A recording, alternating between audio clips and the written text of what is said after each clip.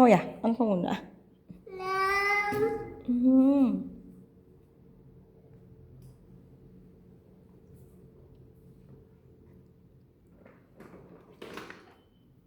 Ô tô.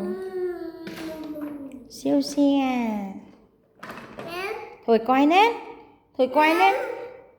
Mắm gì? À, uống nước á. Đây, 10.000 nha.